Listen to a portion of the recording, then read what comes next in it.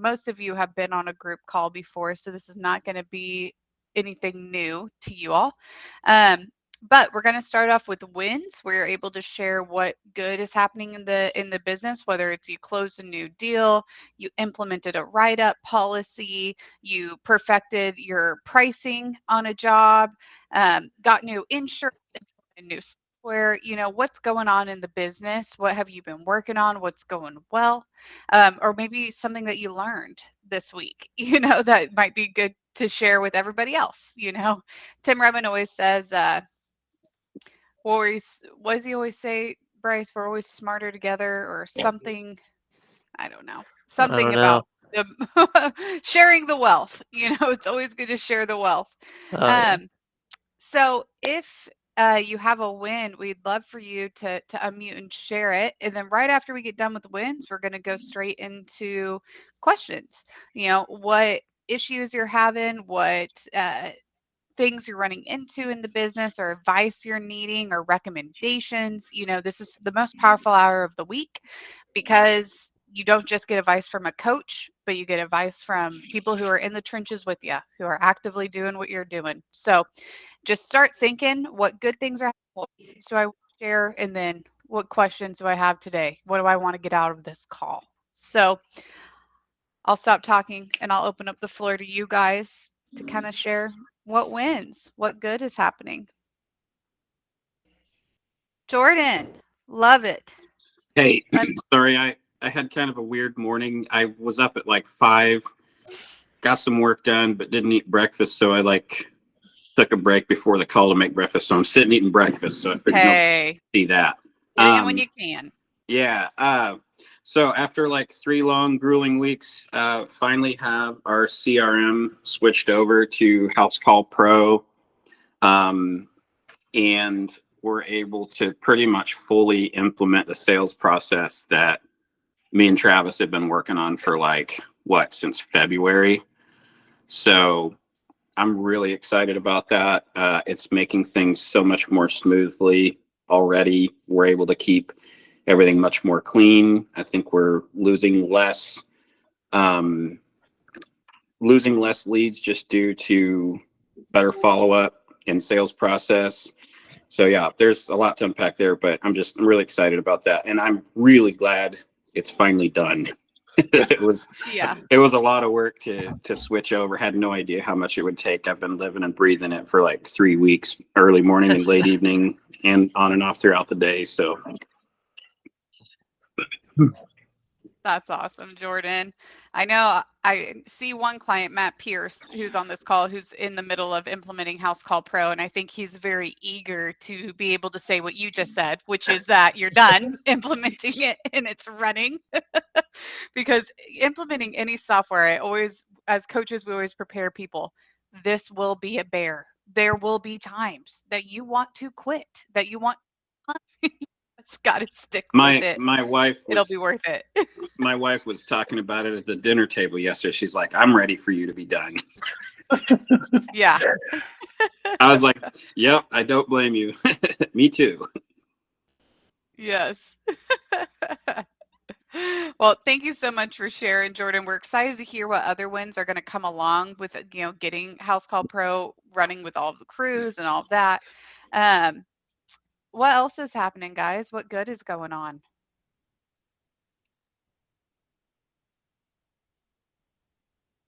What lessons did we learn this week? We had a pretty good win with Travis yesterday. We've been struggling to get our admin to buy into the call script and CMM and keeping everything updated. And so Travis jumped on a call with him and I yesterday, and after an hour, he was seeing the light of why it was important for us downstream, not so much why it's important for us now, but as we continue to grow, that system scales a lot better than the one he's currently using and is a lot more trainable. So that's a big win for us. Yes. Awesome. Love that, Brandon. I think that's a good learning opportunity. We're still going to ask for wins, but just taking a moment to use that as a learning opportunity. People don't like implementing change. They don't like doing things that are new. That's just going to be default. As a business owner, you kind of just have to accept that. You know, that anytime you have to implement something new, implement change, your team might be a little bit resistant of it. But taking the time to communicate the reason behind it, the why, making sure that we have it written down, the how, why are we doing this and how do I do it?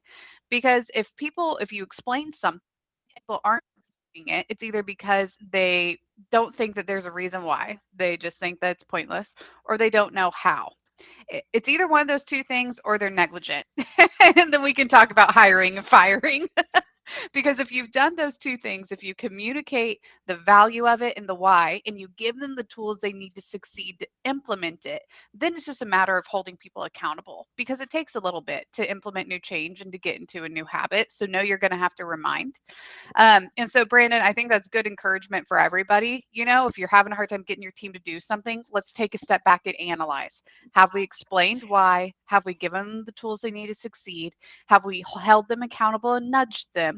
And if we've done all those three things, you might need to talk to your coach about replacements, because that's usually the only thing left. So, Brandon, I think that's a wonderful win and a good teaching moment. What other wins do we have going today? I just had a small win while we were on this call. Just a 5-star Google review. Cool. Small win, but when I only had 14 reviews, 15th one is pretty good. I saw some eyebrows raised, Ryan Piran being one of them, because a lot of people here know that is a lot. That's a huge win. Getting those reviews are hard. Getting people to do them, to leave them, and the amount of people that tell you they will and don't.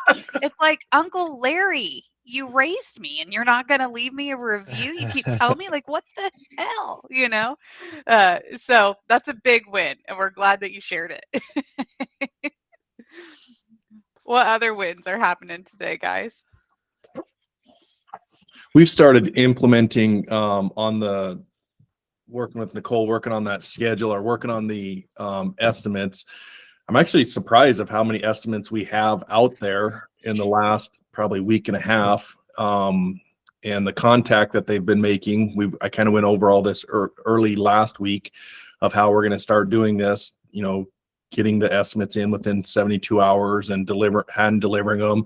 Our list is actually pretty long. So compared to what I thought off the top of my head. So we're getting that implemented, which it was surprisingly, I was surprised to see how long, how many people were actually on there. Absolutely. I think that's a good teaching lesson too. Yeah, all of this. Yeah. Go for it, Bryce. If something comes to mind. Yeah, well, it's just the principle is being put to use. Shake the hills or mine in the hills of your past customers. There's plenty of gold. People that didn't close in the past. You have to be able to keep a customer list to be able to do that. So if you're not in the habit of at least collecting an email, oh my gosh, start. Just when you talk to people, ask them along the way, hey, what's the best email for me to send you stuff as you go along? And even if they don't close with you at that time, you can very much follow up with them later. And some passive email campaigns is the cheapest and potentially one of the more effective marketing methods that you have at your disposal to be able to do newsletters or semi-annual campaigns of, hey, we're running a deal for right now if you want to close before this date. So gather those emails, even if you don't care about emails and you don't read them yourself, even if they don't read them, just seeing your name can often put people back in contact with you. Low-hanging fruit activities. That, to me as a coach, that's one of the most neglected things we see from clients is low-hanging fruit activities. From following up with people who we've given estimates to nurturing not just your customer database, but any leads, any contacts. Like Bryce said, just because they weren't ready to say yes or no from you, you have their information. That's a warm lead. Let's nurture that. That low-hanging fruit activity, nothing gets me fired up more. Well, that might not be true. A lot gets me fired up. But then a client telling me their leads are slow and they're not doing low-hanging fruit activities. It's like, there's so much money there. There's so much wealth. You've already worked to get those leads. There's so much value in it. And then you're not having to start a new ads campaigns or start having silly conversations about should I do a commercial? And it's like, no, let's just send emails to your customer database. It's going to be so much more fruitful. We have a whole group call, guys, about low-hanging fruit activities. And so if you want to learn more about that, I know right now I've heard it from a lot of clients. August is a weird month, especially as we get towards the end of it because people are starting school. So if now you're like, it's a little bit weird, we are approaching the holidays and fall, which we know people do tend to start thinking about what they need to get done before the holidays. So things will pick up. But if you are experiencing a little bit of a slow time, ask your coach for that call about low-hanging fruit activities. What could I do to kind of shake the trees to really take advantage of those low-hanging fruit? Because there's so much value there. What other wins do we have going on today?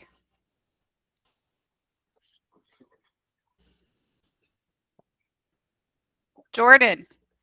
I got kind of another one. I'll let everybody see me now. I'm done eating the French toast. I didn't want to make anybody jealous, you know. So I think you guys probably remember from group calls, I was asking kind of how to deal with a tardy employee, you know, and what the write-up process looks like. And so I had a verbal warning with him already, and there was, I think it was last week, he came in late like 2 or 3 days in a row. So I was like, okay, time to hold him in the office. And so Travis actually sent me a write-up for him. I just sat him down and told him, hey, you know, like, here's what happened.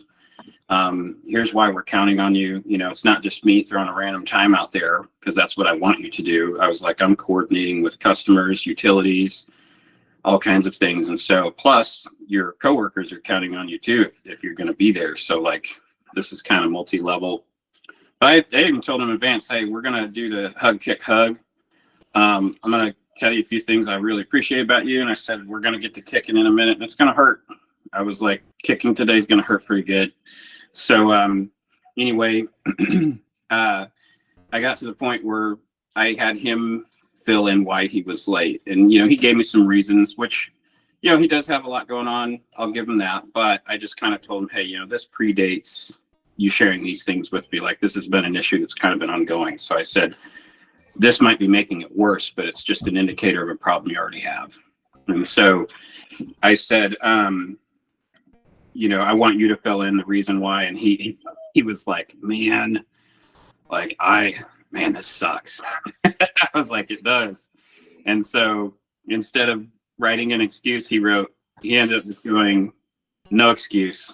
And he goes, if we have to have this conversation again, he said, you can bring, you know, show this to me, remind me of what I said. And anyway, since then, he's been either early or on time, even a better attitude all the way around. And I think just having that one-on-one time with him really made an impact. And so far it seems to be doing amazing and far different than what I experienced when I was young and, you know, not very responsible. And I've been in construction a long time. It's just not the way I experienced it, you know, when I was in his position. So thankful for that process and just the advice that I've gotten from you guys.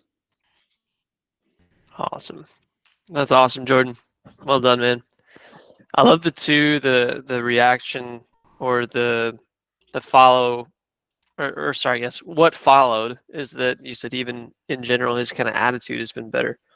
I think it just makes a difference to actually address. It does no good to say nothing to someone that needs talked to. It's not helpful to be overly kind or polite, I guess, to be too polite that nothing ever changes. So really well done, man. Okay, any other wins here before we transition into some maybe meatier topics and questions you guys might have for the week? Yeah, any I got other a couple, wins? actually. Wins or questions, Ryan? Oh, wins. Sorry. Tell us, Come on. Ryan. Yeah. Yes, actually, yeah. Nicole and I had a nice meeting yesterday, and then I sat down for probably 45 minutes, an hour, and really kept putting people into CMM, moving those things along, kind of realized where I was at, how many bids are out right now, and started following up. Closed one as a result of that yesterday evening, which is great. Yeah, and then the leads have just been coming in, and finally through Google, which is awesome. And then I don't do commercial, it's all residential, but I had this cool opportunity yesterday to go and check out and do some flooring and some bathroom work in a restaurant that they're building downtown. But it's basically in a big giant old house. So kind of a neat crossover thing that we were looking at. And consequently, the guy has office space across the street from it, which we've been as we're growing, looking and needing to get. So it was sort of I wasn't planning on all those things happening yesterday, but they all did. And it was pretty cool. I'm kind of needing that and outgrowing the garage and outgrowing the parking, and going to need another truck here soon. So it's neat to have all that happen in like one day so quickly. Come on. That is awesome, Ryan. A bunch of Great. stuff, like you said. A lot of good things. And Ryan, you told me yesterday, and just so everybody else, because some of these people are new to Google Local Services as well, how many leads did you get from Google Local Services to get those 2 appointments? I think you mentioned that yesterday. Yeah, it's hard to tell because some of them like got credited, but I think it was either 4 or 5 that led to 2 appointments.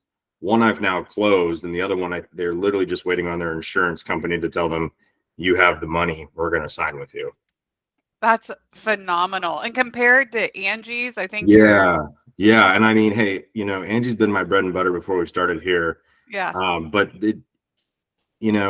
having someone call you, then you pick up the phone, and then they really want you to come out, and they're selling you on why they need you to come out, as opposed to you get a lead in that went to, I don't know, 3, 4, 5, 10 other guys I don't even know sometimes.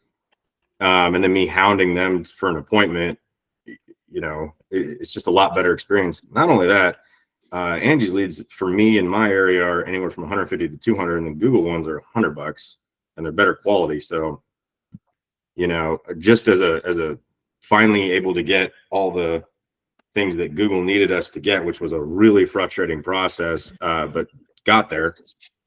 And now seeing the fruits of that has been really nice. Yeah. And Aaron, I see your question here where you say, how long did Google Leads take to bear fruit? And we're talking Google Local Services specifically. And Ryan could testify to you that it took a month and a half to even get approved on Google Local Services to get it going. Yeah, I mean, it might have even been longer. And the problem was too, and Nicole and I had this conversation. They changed the requirements. Lucky me, we're kind of right in the middle of it. So I think, hey, at least learn from what I had to go through. Go get a fictitious business name and get your, business license set up so that it all matches the Google words that you guys put on whatever, listing that you've got. Do that up front and do that all together all at once, right? I mean, I'm saying that all right. Yes, you are, Ryan. And Aaron, I wanted Ryan to mention that just because Google is a fickle pickle, and they get to make the rules, and they get to tell you what they need. And so the process of getting signed up can take a long time. And then once you get approved, there's really no, you should get leads immediately. For Ryan, once he got approved, his leads started coming in pretty quick. For other clients, it takes a couple of weeks. It takes Google kind of vetting you out, seeing if you're getting reviews. It can depend on your area. It can depend on your competition. It can depend on really just Google. And so there's so many factors where we can't really tell somebody, hey, you're going to get leads immediately, or hey, it will take a couple weeks, because it just depends. It's so different for every client. Yeah, we're already on there. That's why I was asking. And we've been on there for a while. So just kind of wondering, what other people's experience has been. But yeah, we went through the vetting process and, the whole ball wax, and just haven't seen anything yet. So I know it takes a while. I've heard other people share. I just can't remember durations. And just kind of a high level, overview. when it comes to Google local services, there's a very limited amount of things you can do to get yourself to rank better. And I think Bryce touched on these a little bit last week, but it's something that we we repeat ourselves a lot on it. Getting reviews, which you're probably sick of hearing us say it, but the good news is the reviews that you get on your Google business listing transfer over to Google local services. So you're nurturing both of those at the same time. Reviews help both of those rank. So you're kind of killing two birds with one stone. So getting reviews helps. Filing your leads. If you're letting all of your leads in Google local services sit in new or active, that does not necessarily incentivize Google to send you more because they don't know what you're doing with the ones that are coming in. So why would they give you more? Yeah. So The way I think about that is Google's a data company first. They happen to also provide leads, but they care about people's data more than anything. And that's why it's such a big ranking factor. Yep. Increasing your budget. If your competitors have a higher budget than you, why would Google want to rank you higher than them? And so we always like to kind of use the budget as if you want more leads, just continue to increase it until you're getting the lead flow you want. If you want less leads, lower it back down. I have a gutter guy in Oklahoma City who has a $99,000 a week budget on Google local services, and he usually spends less than $3,000. But he puts it that high because he doesn't want anybody else coming up above him. He also has over 700 reviews. So if you really want to show up on Google local services, those are two surefire ways to do it. And then uploading photos, widening your service area, making sure that you don't have any duplicates in your service area. And then one thing we do notice is that businesses that are 24/7 do get prioritized. The caveat that is if you put yourself as 24/7 and you're missing a butt ton of calls, Google's not going to like that. So the priority is answering the phone. And so if being 24/7 is going to cause you to have a ton of missed calls, don't do it. But you can even just stretch your hours. If you're open from 7 to 7, that gives you a couple hours for those companies that are listed from 9 to 5, where you're competing with a lot less competition during those hours. And so your chances of ranking higher in those hours are much higher. But really, outside of those things, there's not much that you can do. If you are on Google local services and you've seen a significant drop, the first thing that we are always going to check is your business verification page. If you're within 30 days of your insurance or your license expiring, Google's going to ask for new ones and your ranking's going to drop until you get those new ones. And so that's always the first thing we look at. Or you could be in a situation like Ryan, where he was approved Google services. Then Google threw a hissy fit and needed us to change things on his Google business listing to connect them.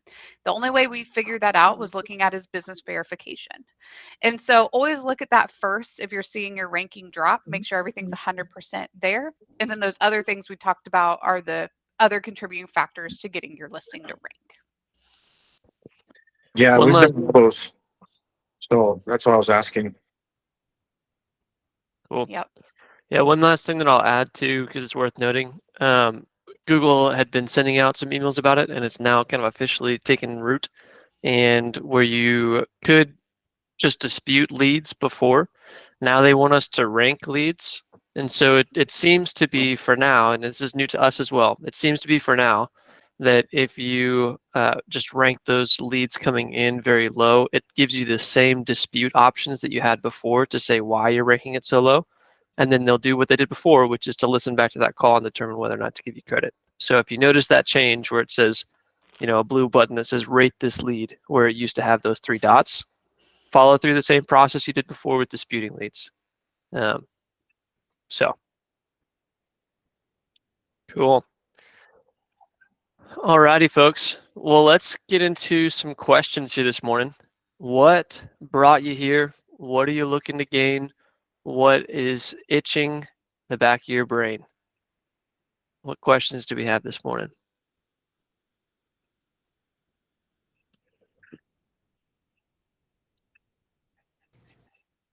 My accounts receivable is never ending. Are you guys just biting the bullet on taking credit card, the ding on the credit charges to get the payments in quicker? Because that's what I'm thinking.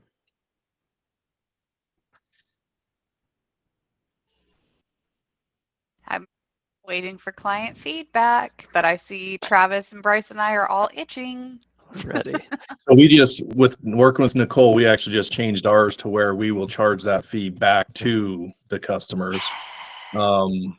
We did the same thing. We were eating that fee for a while, and it got to be, we were looking at our numbers like $3,000-4,000. And that's just, I mean, that's just kind of was killing us. So we just started this. So we've started charging it back, letting the customers know that if you pay by credit card, you know, you're going to have this, you know, whatever the fee is. And we haven't had any pushback on it so far. It's because it's very normal. I went to the DMV the other day and got a new license. You know what the DMV is not going to do? They're not going to pay my credit card fee for me. So I had to pay it. You know, it's very normal. It's built into prices.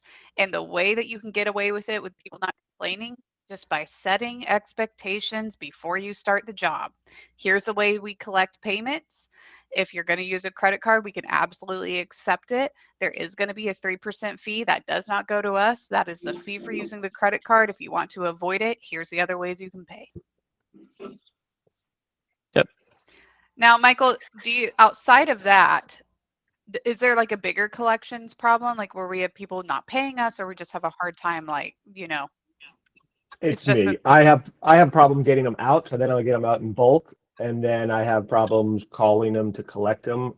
We used to just include a link where they could pay themselves, but we wouldn't know how they were going to pay, so we couldn't add on the credit card fee preemptively. And if they're going to click the link, and I prefer them clicking the link because it takes me out of the process, but then we lose that 3%. So it's kind of, do I want to spend the time to collect that 3% or just have them pay and clicking it? So it's totally me not getting them out soon enough, probably. Yeah, you don't run into the issue of people just like not paying. It's a matter of just pursuing it. Yeah, I mean, a lot of our clients travel, and so they're like just out to lunch as far as paying these sort of things, and we don't chase them down because they're just that sort of clientele. So right. no, you know they you're don't gonna get it eventually, but it takes forever. Yes. Okay, I see some hands up. Elias, do you have feedback on this? Yeah, I do. We were having like the same kind of issue with the credit card fees a little bit ago. And what I started doing was when I send my estimates out or send invoices or anything like that, we have a terms and conditions section that the customers can take a look at. And I always make sure, like when I send them the email or shoot them a text letting them know I'm getting ready to send their estimate out or send their invoice, to make sure that they read the terms and conditions for available payment methods and like the processes behind. So like if it's a credit card payment, we say a 4% processing fee will be added to any credit card or debit or credit transactions. That way it's transparent. It's on the estimate that they accepted, right? Because it's the customer's responsibility to read everything, what's included and what isn't. But we also give them like a reminder to make sure they read the entire estimate, terms and conditions, because it's outlined in there, and then there's no question on whether or not we told them or we didn't. And it's worked. It's a 9-day change. We haven't had any issues with it since we started doing that. And I would recommend trying that and see how that does for you. Oh. And then when they call, you just add the 4%? Like at what part of the process are you adding the 4%? So when we send estimates out, it's in our terms and conditions, right? So they're fully aware of, if they accept this job, these are the payment methods that we accept, and these are what follows with those payment methods. So they go in, they read everything, and they see that if they decide to pay for a 4%, if they decide to pay via debit or credit card, they're going to be hit with that 4% processing fee. Just because every person who provides like a swipe or like an Apple Pay or anything like that, they charge that fee, right? It's inevitable. There's no getting around it. And the customer is, 99% of the time, like Nicole was saying, like, they're not responsible for that, right? Like if you want to pay for the service, you have to be responsible for that extra charge because of the way that you're paying. If we're doing, like if we get service calls and right before we schedule, I will just go ahead, like if it's not like a predetermined estimate that I'm sending out to have approved, and it's like a same day schedule or like a customer calling and inquiring about our services, I'll always be direct and upfront and let them know, this is our service fee, this is how we charge, and these are the acceptable payment methods. And then I'll also let them know if they decide to use debit or credit, there's a 4% processing fee. So it's always transparent. It's always there. You're always ahead of it. If you're sending estimates out, they are supposed to read through the entire estimate to see what's included and what isn't anyway, right? Before they accept it. But when I send those estimates out, I always just give them a quick, like, look in this direction so you don't miss anything type of thing.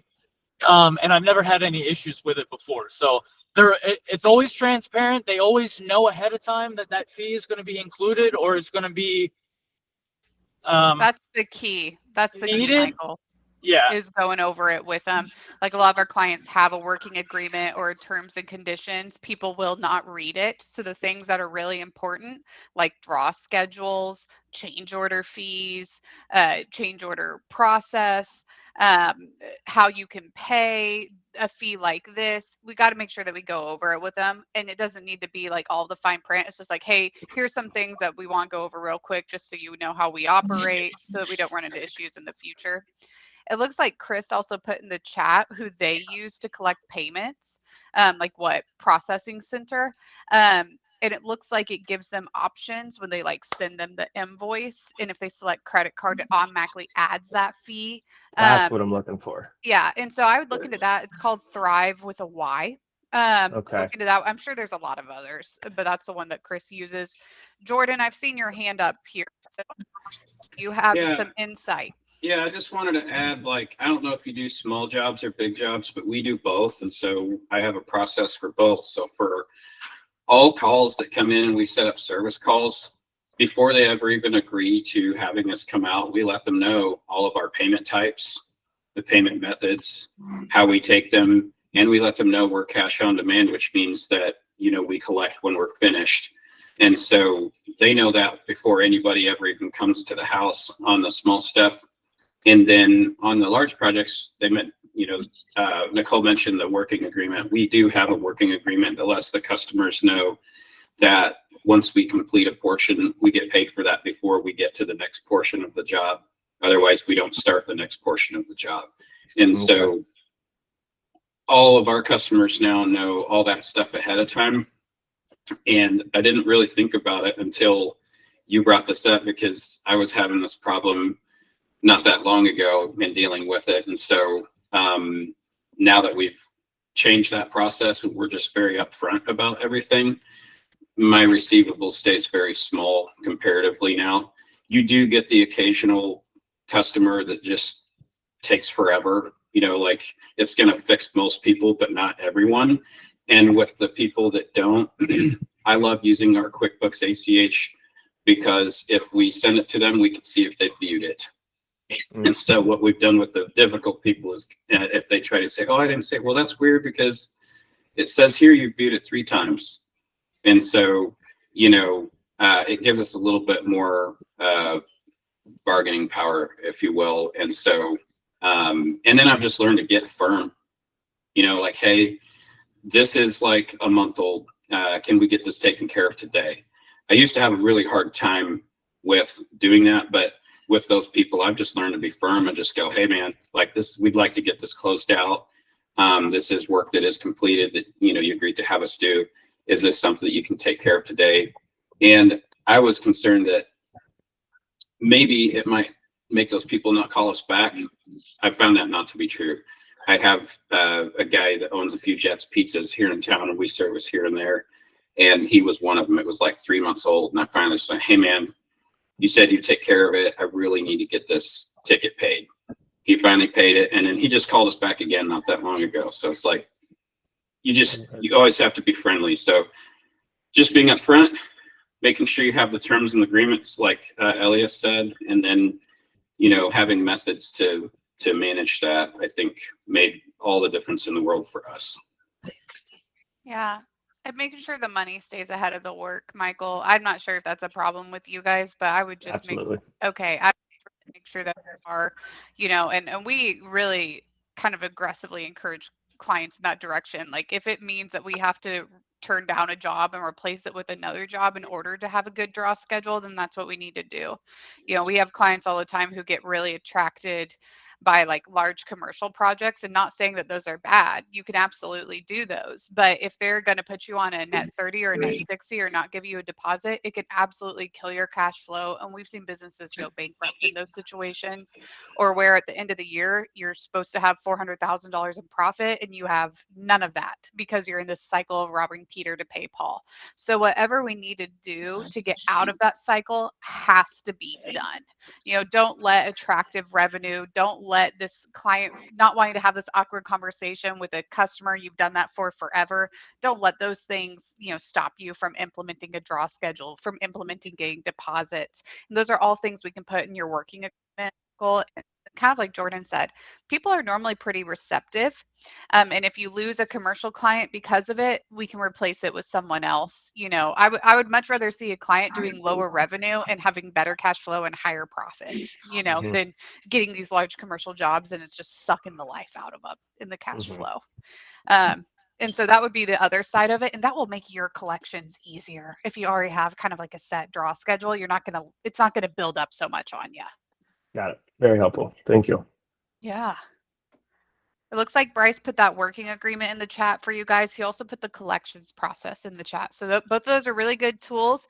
If you open up that link and you click on file in the top left corner, you can make a copy of it and you can edit the heck out of that copy. In fact, I get concerned when I give clients things and they're like, oh yeah, this is great, I'm going to implement, and they don't edit it. I'm like, I don't think you are. I don't think you are implementing it. I don't think you even looked at it. So like, don't and edit the heck out of it. You are not hurting our feelings. In fact, we love to see it. So,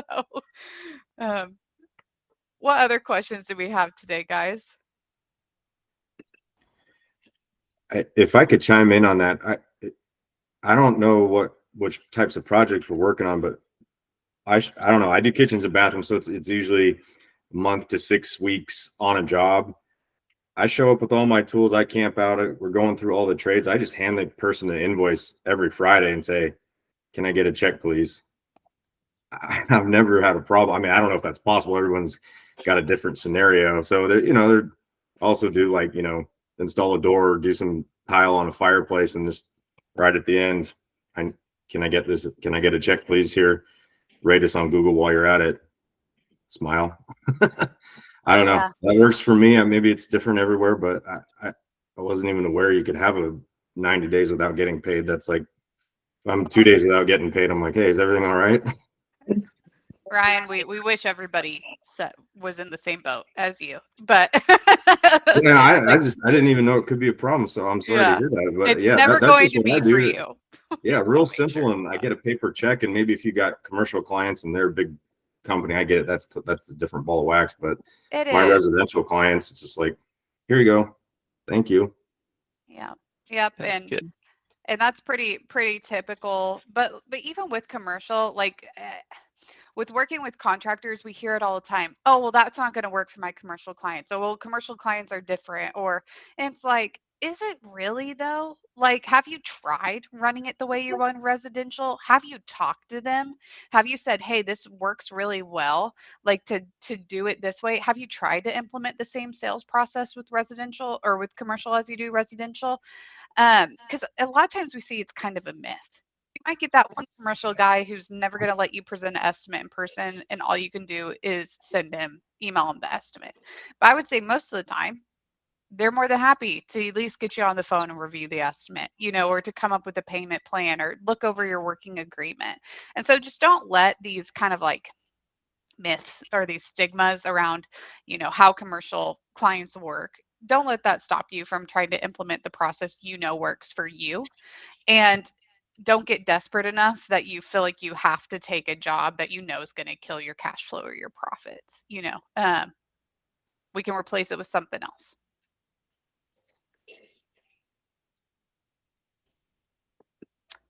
What other questions do we have? Concerns, grievances, thoughts, things we want to work through, brainstorm?